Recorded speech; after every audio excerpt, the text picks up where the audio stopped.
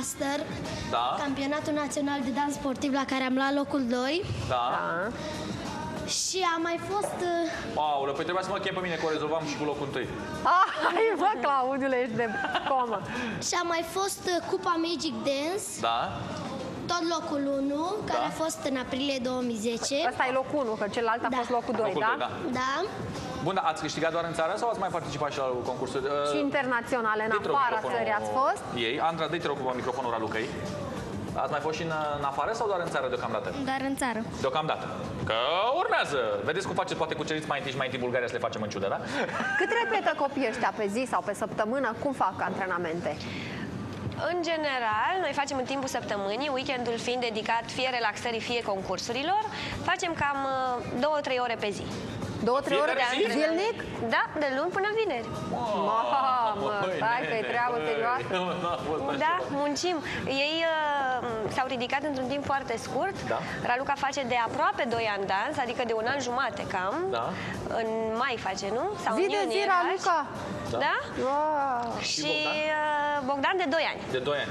Da, am înțeles, marele secret la astfel de cupluri de dans copii este, într-adevăr, să găsești partenerul potrivit. Fie că e vorba de fată, fie că e vorba de băiat, pentru că înțeleg că se gândește pe termen foarte lung. Chiar dacă Bogdan e cam depravat, așa, și-a schimbat deja vreo 2, am înțeles că se gândește pe termen foarte lung și de obicei când se cuplează de la vârste mici și practic și ideal ar fi să rămână împreună. Și ne povestea cineva la un moment dat că marea șmecherie, într-adevăr, să găsești partenerul potrivit, că, de exemplu, fata asta trebuie să crească mai repede decât băiat.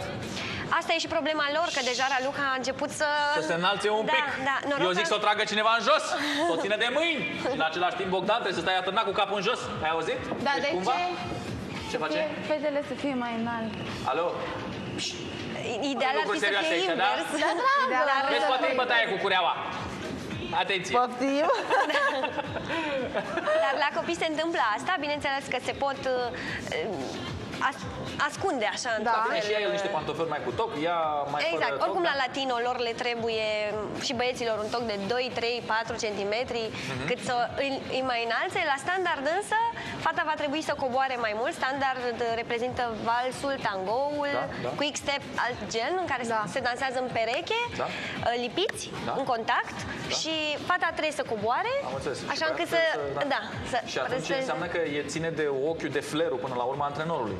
Bineînțeles. Da, să-și dea seama dacă acei copii... De asta am și schimbat perechea, pentru că era și altă categorie de vârstă, fetița era mai mică și mi s-a părut că ei se potrivesc mai bine așa. Da, am înțeles, o să vedem dacă ați avut mână bună. Oricum, până acum, la câte concursuri au câștigat, pare că vă pricepeți așa un pic. Da. Artteam.ro, în cazul în care vreți ca și dumneavoastră și copilul dumneavoastră să se apuce de așa ceva. O să vă rog să dați microfoanele Andrei și lui George. Bogdan, dă-i, te rog, microfonul lui George. Pe ei cum i-ați împerecheat?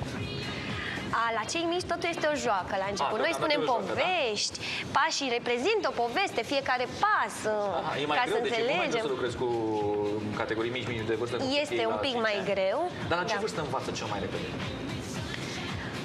Fiecare vârstă, nu poți să zici că la 5 ani învață mai bine ca la 6 sau depinde de copil. Da. Andra, s-a descurcat bine George?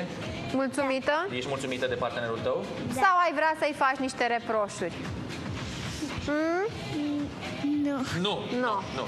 George, ceva reproșuri pentru Andra? A greșit ceva? A greșit ceva? N-a intrat când a trebuit sub mână? Tu ai ridicat mâna? Nu, Deci a făcut okay, bine. Da? S-a descurcat bine, da? Bine. Bine, mă, deci dacă zic experți, eu nu să mă pricep.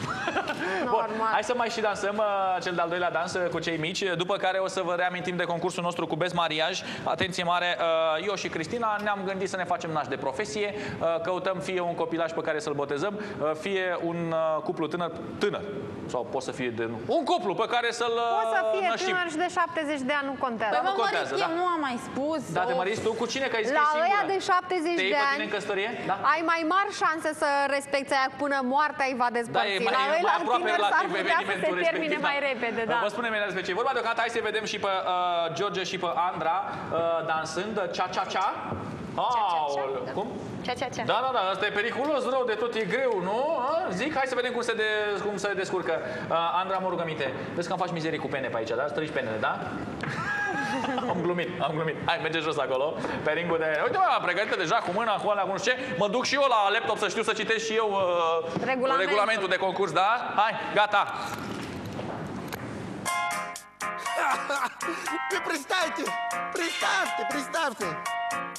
Представьте, мои друзья, я приду домой, нету денег, нету покушать.